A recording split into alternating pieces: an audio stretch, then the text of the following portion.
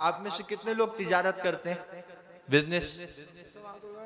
ماشاءاللہ ماشاءاللہ۔ میں آپ کو ایک نصیحت کر کے جانا چاہتا ہوں، اگر آپ اس پہ عمل کریں تو انشاءاللہ آپ کے بہت کام آئے گی۔ توجہ سے سنیے گا۔ ایک تاجر تھا جو اپنی تجارت میں بڑی محنت کرتا تھا مگر برکت نہیں ہوتی تھی۔ تو ایک دن اسے پتا چلا کہ ایک بزرگ ہیں جو ہر وقت اللہ اللہ کرتے رہتے ہیں، آنکھیں بند رہتی ہیں، سر جھکا رہتا ہے۔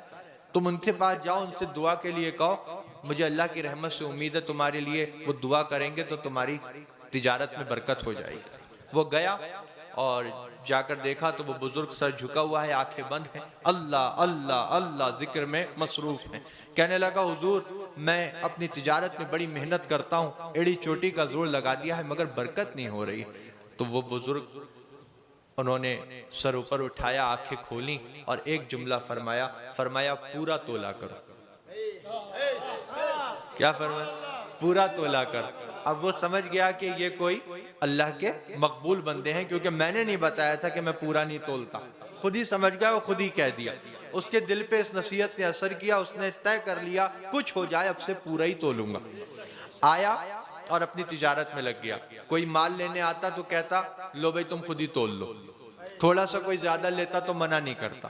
اتنی شہرت ہوئی اس کی اس بات کی کہ لوگ 20 دکانیں چھوڑ کر اس کے پاس خریدنے آنے لگے۔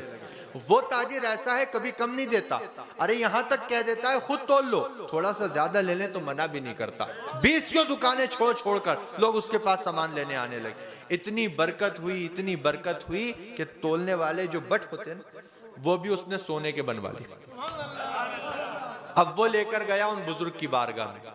وہ بزرگ ویسے ہی ذکر میں مشغول ہیں، سر جھکا ہے، آنکھیں بند ہیں۔ کہنے لگا حضور آپ کی نصیحت نے تو بڑا کام کیا، 20 دکانیں لوگ چھوڑ دیتے ہیں، میرے ہی پاس سامان لینے آتے ہیں، اور دیکھیے اتنا برکت ہوئی ہے کہ یہ جو تولنے کے جو یہ ہوتے ہیں میں نے ان کو بھی سونے کا بنوا لیا۔ اب بزرگ نے جب سنا تو سر اوپر اٹھایا، آنکھیں کھولیں اور ایک جملہ فرمایا ان کو ندی میں پھینک دو، ان کو ندی میں پھینک۔ سونے کے تھے لیکن وہ جانتا تھا ملے انہی کی نصیحت سے، تو گیا ندی کے کنارے، آنکھیں بند کی اور پھینک دی۔ دیکھو یہ وفاداری ہوتی ہے۔ اب وہ گیا پھر اپنے کام پر لگ گیا۔ اب چند دن کے بعد ندی کے کنارے سے ایک قافلہ گزر رہا تھا جو اسی کے پاس سامان لینے آ رہا تھا۔ ان کے پیروں میں کچھ آیا تو دیکھا اٹھا کے تو وہی سونے کے بٹ۔ تو کہنے لگے کہ اس علاقے میں تو یہ سرمایہ اسی کے پاس ہے جس سے ہم سامان لیتے ہیں، یہاں کیسے آ گیا؟ چلو بہت اچھا آدمی ہے، دے دیتے۔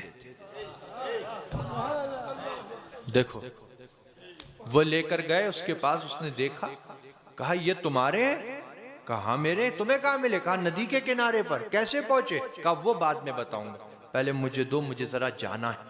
کہا کہاں جانا ہے؟ کہا دو ذرا بہت ضروری کام، بیٹھو ابھی آتا ہوں۔